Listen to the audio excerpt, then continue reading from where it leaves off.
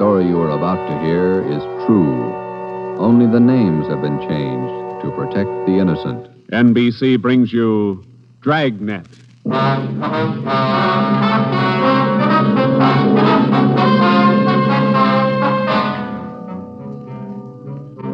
You're a detective sergeant. You're assigned to robbery detail. A ruthless fiend roams the streets of your city masquerading as a police officer. For months, helpless citizens have been robbed, beaten senseless, and kidnapped. The criminal is a twisted genius, vicious, cunning. Your job is to get him. Dragnet, the documented drama of an actual crime, investigated and solved by the men who unrelentingly stand watch on the security of your home, your family, and your life. For the next 30 minutes, in cooperation with the Los Angeles Police Department, you will travel step by step on the side of the law through an actual case from official police files, from beginning to end, from crime to punishment. Dragnet is the story of your police force in action. It was Wednesday, June 4th. It was warm in Los Angeles. We were working the night watch out of robbery detail. My partner's Ben Romero. The boss is Ed Backstrand, chief of detectives. My name's Friday. I was on my way back from communications, and it was 11:13 p.m. when I got to room 27A. Robbery detail. Oh, hi, Joe. Hi, Ben. Did you get that message to call home? Yeah, bad news. What's the matter? That doggone kid of mine, chicken pox. Oh, again? Last year it was the mumps. Year before that, the measles. Every time I get set for a vacation, he decides to catch something. Well, forget it, Ben. Think what a comfort he's going to be in your old age. Go ahead, laugh. You'll find out. Yeah. How are you, Friday? Romero? Fine. What can we do for you? You don't look like you remember me. Oh, no, wait a minute. Name's Savage, isn't it? George? It's Johnny, Sergeant. Johnny Savage. Remember now? Oh, sure. Those liquor store robberies out in the Wilshire district. About 6-7 years ago, wasn't it? 10 years, Romero. You ought to remember that. You were at the trial. We testify in court every week. 10 years is a long time. It's longer in the state pen. It's a lot longer. Yeah, you cried a little at that trial, didn't you, Savage? You said we beat that confession out of you. Yeah, that's why I figured I'd drop in for a little visit. Kind of apologize to you fellas. You gave me a square deal. I guess I kind of lost my head. I figured I'd apologize. Oh, that's all right, Savage. When'd you get out? A couple of weeks ago. I did it the hard way. Served 10 flat. I don't know my day.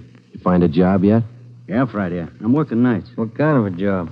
Laborer in a warehouse, south end of town. Good. You decided to level? 10 years in prison's a long time. You learn a lot of things.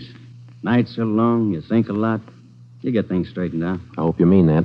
Sure, I mean it, Friday. I've got everything straightened out. I know who my friends are, and I know who to watch out for. You sound like maybe you're on the right track. I got it figured, Romero. Not like you two fellas.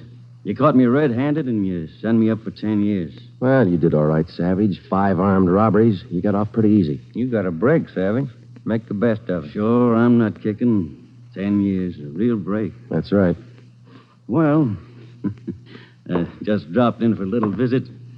Maybe I'll see you fellas sometime. All right, Savage? Keep your nose clean? Sure. No hard feelings. No. You just took 10 years of my life, that's all. There's no such thing as a man going through prison without changing. And Ben and I have seen him switch in both directions. Some men learn their lesson after they land behind bars, and when they're released, they turn into good citizens. Johnny Savage was sour. We made a mental note to check him out later on, and then we went down to the record bureau and pulled his coming out mug. That's about all that we had time for, because about an hour later, we started to get busy. Hot shot, Joe. Grab it. On the corner of Selma and Naples, the drugstore, 211 and probable attack. On the corner of Selma and Naples, 211 and... What you got, Joe? Selma and Naples, 211 and attack. Come on.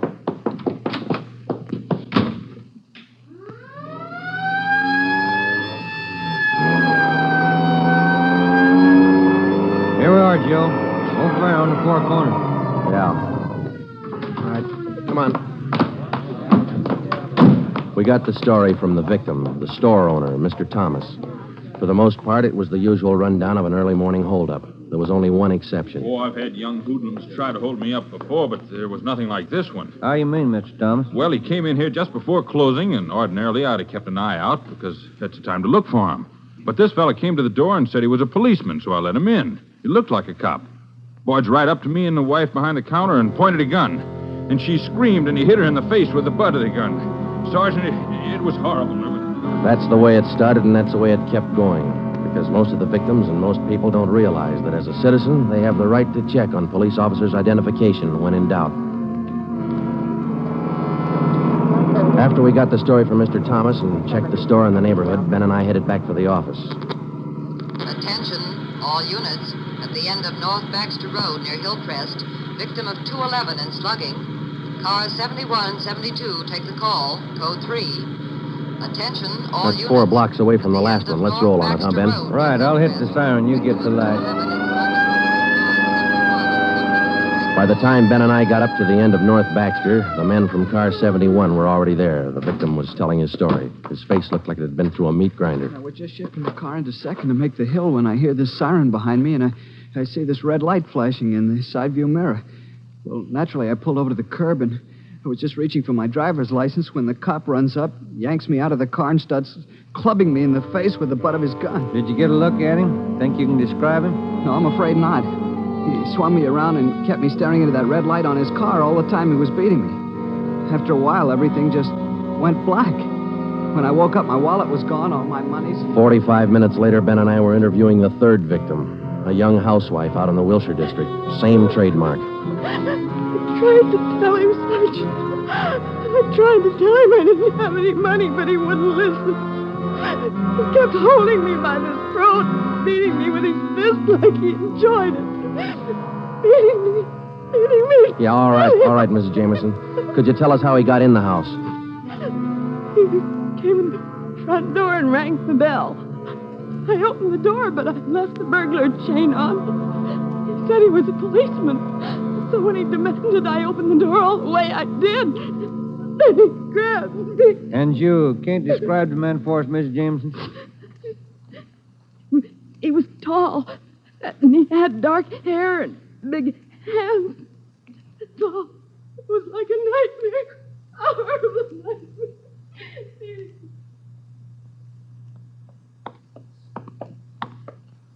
Tall, dark hair, big hands. Your guess the same as mine, Joe? Maybe. Let's wait and see. Come on, let's check with the boss. Hi, Mike. Hi. He's waiting for you in there. Come on, Ben. Chief of Detective's office. Hannon. Sit down. Yeah, Skipper. All right, you two, let's have it. The guy with the red light? Yes, the guy with the red light posing as a policeman. Why hasn't he been picked up? You know as much about it as we do, Ed. We got our first call around midnight. He knocked over a drugstore out on Selma. He hasn't stopped working since. Didn't you get any definite lead on him? No description, no license number? Nothing. He's tall, big hands, dark hair, that's all. Fine. Either of you got any ideas? Could be anybody, Skipper, with that description. You're sure it wasn't anybody on the force? We sent all the victims down to personnel. Lowry showed him the mug book of all police officers. Wasn't one of our men. Works fast. Drugstore, a motorist, a pedestrian, a housewife out in the Wilshire district. Went right in the house after her. 4 of them, right in a row. 5. Huh? There's a 20-year-old kid in the next room. Came in just before you got here. A couple of hours ago, he was sitting in a car with his girl up in Mulholland Drive. This red light bandit comes along, slugs him, and kidnaps the girl. Kidnapped? She still missing? Not a trace. When did this happen? A couple of hours ago, they brought the kid over from Georgia Street Hospital. We can talk to him now. He's had a bad time. Right in here. Okay. Pete, we're going to have to ask you a few more questions. Oh, yeah. Okay. It feels a little better now. This is Sergeant Friday and Sergeant Romero. Hi, Pete. Hi. Can you tell us what time the trouble started? Oh, about 10:15, 10:30. Sally and I were sitting in the car talking about where we were going on our honeymoon. We're going to be married next month. And then this car pulls up behind us and starts flashing a red spotlight on us, and a guy runs over and pulls open the door. He said he was a cop. Did you get a good look at his car, Pete? I think it was a black sedan. Did you get a look at the man, Pete? No, I didn't. It was pretty dark, and he kept me staring into that red spotlight. It all happened so fast. Then he started slugging me, and I went down. What happened then? Well, the next thing I knew, Sally was screaming. He had one hand on her throat, and he had her backed up against the side of the car. He was beating her with the other hand. Some kind of a short billy club. Well, I got up and I started for him, and he slugged me again. When I came to, Sally was gone. Anybody check the area up there, Ed? Yeah, Davis and Griffin. Didn't find a thing. Oh, Sergeant, you gotta find it. You got to. I wouldn't know what to tell her folks. I wouldn't know what to say. That's all right, Pete. We'll find her. You take it easy. Got a hot shot, Ed, up on Summit Road near Westmore. A woman, unconscious. Ambulance follow-up. Possible dead body. All right, Hannon. Look after Pete here. Friday, Romero, let's go. Up ahead, Romero, to the right. Okay, Skipper? Yeah, there's the ambulance and the cruiser car. Sure a lonely-looking spot. All right, come on. Hiya, Doc. What'd you find? Hiya, fellas. Right over here. Just gonna take her in. Where'd you find her? Over there, by the side of the road. Somebody driving by saw her. They called us. Any identification? This bracelet on her wrist. To my dearest Sally from Pete. December 25th, 1947. That's a girl, all right. What are the chances, Doc? I wouldn't bet on them. Pretty bad shape. Well, have you seen enough? Yeah. Friday, Romero, call the crime lab and check the area for footprints and tire tracks. I'll ride back in the ambulance with the girl. If she regains consciousness, I want to talk to her. All right? Okay, Ed. I'll meet you in the office by 8:30. We're working straight through till we get this guy. See you at the office, Skipper.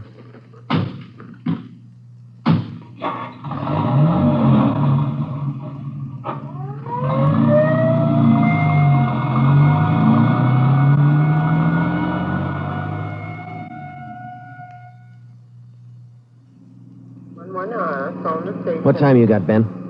7 minutes to 4. Long night. Hey, that car up there ahead. Let's take a look at it, huh? Black sedan. Hey, look, he's flashing a red spot on that convertible. Come on.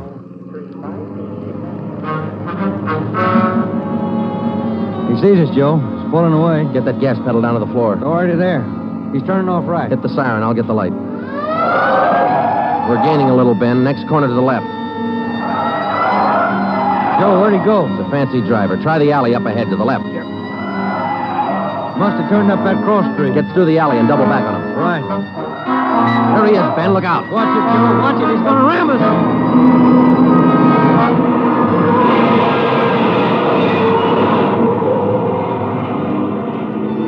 We got hit just in front of the rear bumper. Our car was forced into the curbing and it turned over. He was real lucky. He kept right on going. But this time, Ben and I were sharing the luck. All we got out of it was a couple of nasty cracks in the head and a few bruises, but it was enough to keep us in a hospital under observation for a day. By this time, Ed Backstrand was fuming. So were the newspapers. During the day we spent in the hospital, the Red Light Bandit went on a real blitz. He pulled 6 more jobs, 1 liquor store, 2 residential holdups, and 3 car robberies. 5 of the 6 victims were slugged and beaten. Davis and Griffin had taken over for Ben and me, and by the time we got back on the job, they'd built up a lead for us. We've been working with Wilkerson up in auto theft, Joe. He's used 4 stolen cars already. We got the makes and numbers on each one of them. How about the dark sedan he was driving when he rammed us? The boys picked it up this morning out on Sepulveda. We're checking it for prints now. Oh, that's fine, Dave. You got any description on the guy yet? No luck there, Joe. He works too fast. Nothing at all? The same as you had. Tall, black hair, big hands. Loves to use them. Friday, Romero, got a minute? Okay, Skipper. Check you later, Hyundai. Sure thing, boys. Sit down. How do you feel? Pretty fair, Ed. Little stiff here and there. All right, did Davis fill you in? Up to date. Okay, I just called the doctor who's handling Sally Wilder, Pete's girlfriend, you remember? Oh, yeah. She's been in pretty bad shape since we found her up there on Summit Road. This morning she took a turn for the better. She's conscious, and her doctor thinks she might be able to talk to us a little bit. Good. When? About an hour. I cleared it with the doctor and with her family. You'll only be able to stay a couple of minutes, so make the most of them. That's all. All right, Ed. We'll check with you later. Say, Joe, Ben, here's some mail came for you fellas while you were gone. Oh, thank you, Mike. We're going over to the county hospital. We ought to be back in a couple hours. Okay. Say, there's been a couple of phone calls, too. Yeah, anything important? I don't think so. The guy just called to say hello. Said his name was Johnny Savage. He just called to say hello. I presume you men are aware of the girl's critical condition. Yeah, that's right, Dr. Froman. We saw her before she was taken here at the hospital. Yes.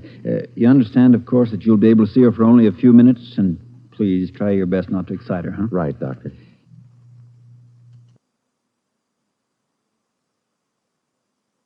Sally isn't able to talk.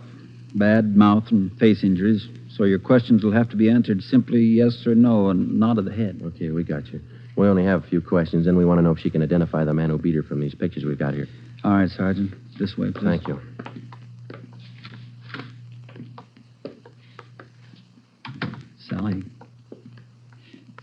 Sally, these gentlemen are from the police department. They'd like to ask you a few questions. Now, there's no need to be nervous or afraid. Just simply nod your head yes or no. Now, that's fine. All right, Sergeant. Sally, did you see the man who attacked you? Yes. She says yes. Did you get a good look at his face? You did. All right, Sally, now you can answer these three together. Just yes or no. Was he tall? Did he have dark hair? Did he have large hands? He did. Ben. All right, yeah, Jim. Hand me the folder. Yeah. Here you are. Thanks. Now, there's just one more thing, Sally. I'm going to show you some pictures now. Take all the time you want before you make up your mind about each one.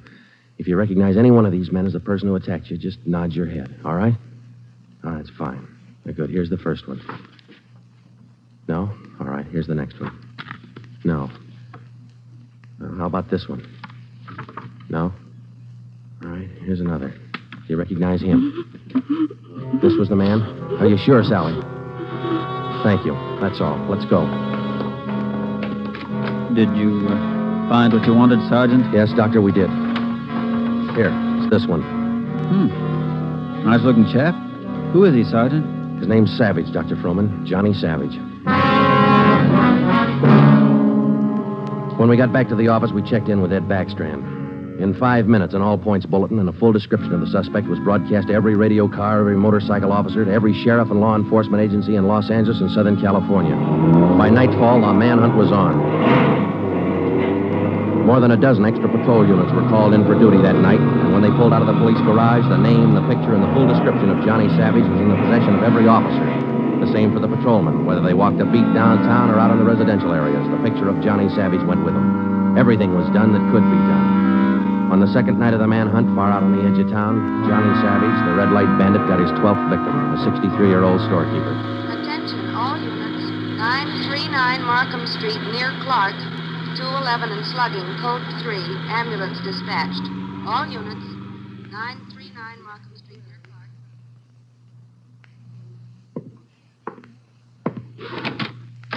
Here it is, Skipper. Tie-in. What'd you get? Wilkerson lifted the prints off that black sedan that rammed Joe and me. Yeah? They belonged to Johnny Savage. Yeah, good. That storekeeper last night. It is Savage, all right. Victim identified him from his mug. All right. We got enough of this Savage guy to put him on ice for life. All we have to do now is to get him. Now, look, the way we figure it, Ed, this red light bandit is using stolen cars with cold plates, so there's no way of tracking down the cars at regular commercial garages. He's got to be renting private garages someplace around town. All right, let's get the neighborhood patrolman on the job. Advertise it. All over town. It's a city ordinance, isn't it? People who rent private garages are bound by law to register the car and license number with the police. Start a campaign if you want, but find those cars. Right. Yeah, wait a minute. Hello, Backstrand. Yeah? When?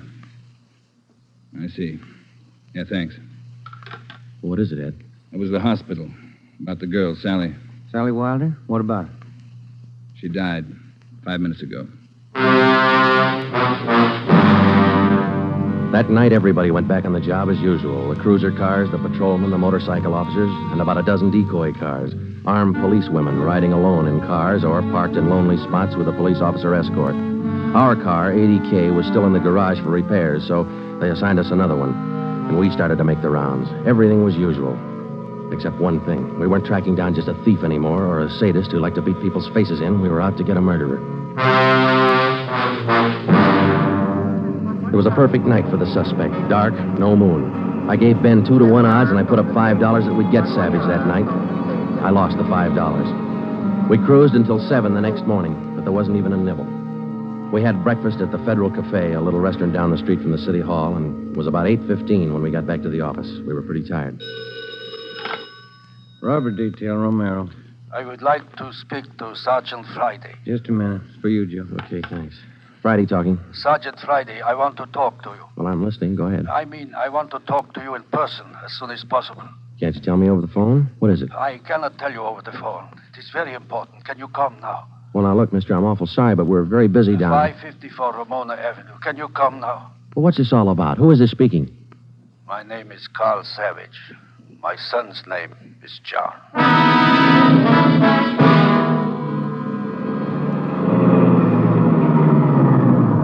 Here it is, Joe. Neat-looking little place. Yeah.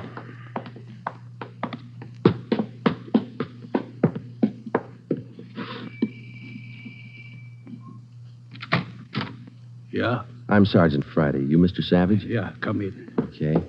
This is my partner, Sergeant Romero. How do you do? I will be brief, gentlemen. I am the father of John Savage. I wish for you to catch him. I will help you. I noticed the name on the mailbox outside, Mr. Savage. Changed your name lately? I changed my name 10 years ago when John first got into trouble.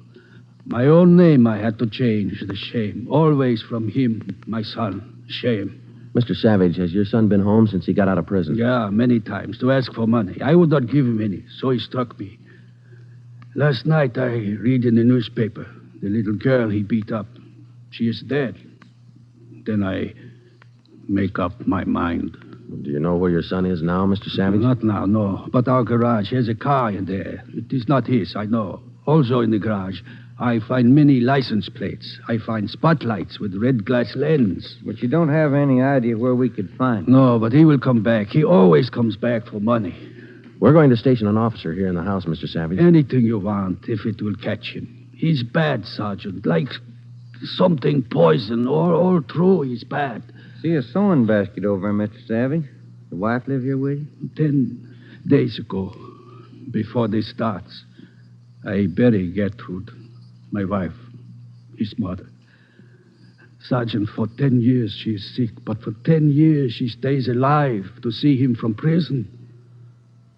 10 days ago, she died. He did not even come to the funeral. Did your son have any idea that you might call us? No, I don't think so. But when you catch him, give me a gun. With my own 2 hands, I will kill him. Johnny Savage. Before we left, we called Ed Backstrand and we brought him up to date. He sent 3 detectives out to relieve us, Davis, Griffin, and Marsh. We told them to keep an eye on the house and the stolen car in the garage. That night after dinner, Ed Backstrand, Ben, and I went out and relieved them. We parked the cruiser car in the garage next door, and then we took up our posts. Carl Savage had a light supper, and then he went to bed about 9. The 3 of us sat at the front windows in the darkened house, and we waited. Ben kept his eye on the garage. Outside, across the city, the manhunt continued as usual. 3 hours went by. The waiting got monotonous. Friday, Romero, look alive, will you? Oh, yes, Skipper. I'm sorry. That clock's enough to put anybody to sleep. What time you got? 12:23 a.m. Thanks. The clock kept ticking. We were tired. We took turns keeping each other awake. At 10 minutes past 2, I looked at my watch, and then I settled back and tried to find some kind of a comfortable position. They started so faintly, it was just like the ticking of the clock. Same rhythm. And then they came closer, and the sounds got out of rhythm. Backstrand's head came up with a snap. Friday, Romero, you hear that? Yeah, Ed. Get up to the window, watch the curtains. You see anything? Yeah. Yeah, somebody's coming. Savage? Can't tell. Wait a minute, it's slowing down. It's going up the driveway to the garage. It's going inside. That's him. Come on. Watch it, he spotted us. He went over that fence into the yard. There he is, Friday. You hit him, Joe. Maybe. Yeah, he's going for the street. He's headed for that car, Ed, that sedan up on the corner there. Yeah, Romero, go back and get the car. Right, Skipper.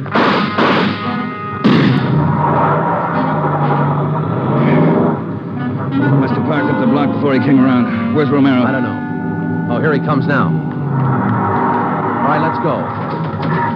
Get that radio on, Joe. It's already on, Ed. All right, give him a call. Any sign yet? No, nothing so far. Next corner to the right, Ben.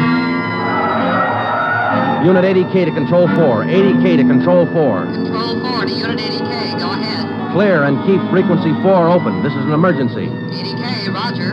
Frequency 4, open and clear. Attention, all units on frequency 4. Stand by. 80K, go ahead. Yeah, there he is, Friday, up ahead. Dark blue sedan. Control 4. We are in pursuit of the possible red light bandit. Suspect is driving a dark blue 1949 sedan. License number in the 7 column.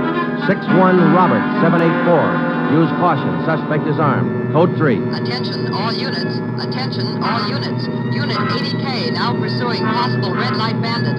Suspect is driving a dark blue 1949 sedan. License number in the 7 column. 61 Robert 784. Use caution. Suspect is armed. Code 3. Your location, 80K. Control 4. We are headed east on Wilshire Boulevard, crossing La Brea. Attention, all units. Suspect is headed east on Wilshire Boulevard, crossing La Brea. Watch it, Romero. Don't lose him. I see him, Skipper. Control 4. Still pursuing red light bandit. Headed east on Wilshire, now crossing Rossmore. Attention, all units. Suspect is still headed east on Wilshire, now crossing Rossmore. Suspect is armed. Use caution. Code 3. That truck pulling out up ahead. Hit the siren, will you, Skipper? Yeah. Hold on, it's a tight squeeze. Gaining on him, Romero. A lot of traffic up ahead. He's got to slow down. Control 4. Suspect headed east on Wilshire, crossing Western Avenue, closing in. There he goes. Took a right down Sherman Alley. It's a dead end. Yeah.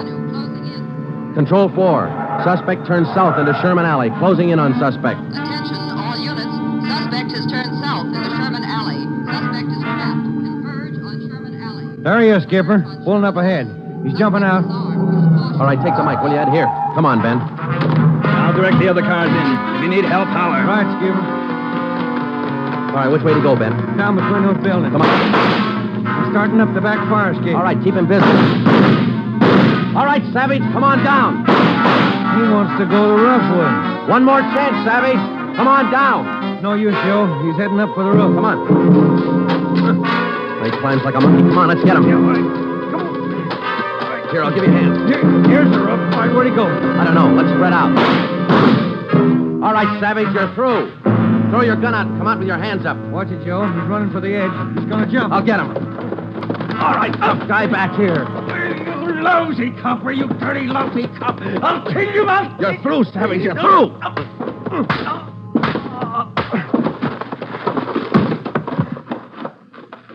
Good, Joe.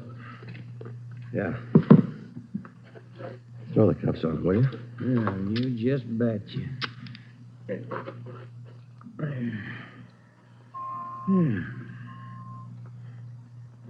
You want to smoke? Yeah, I can sure use one. Thanks. Quiet up here. Yeah. I was just thinking. Well? Carl Savage, this guy's father. Mm-hmm. What about him? Nothing. What would you do, Ben, if your son was a murderer?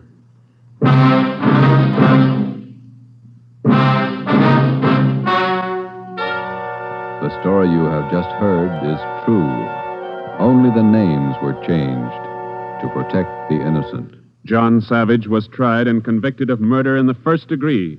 He was executed in the lethal gas chamber at the state penitentiary.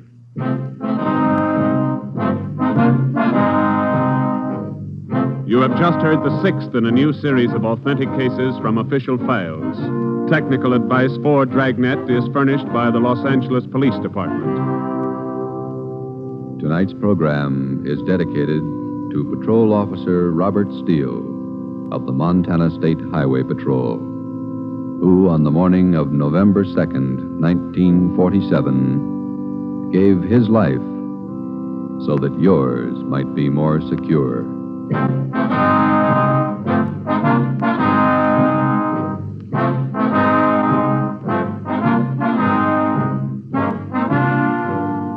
Dragnet came to you from Los Angeles.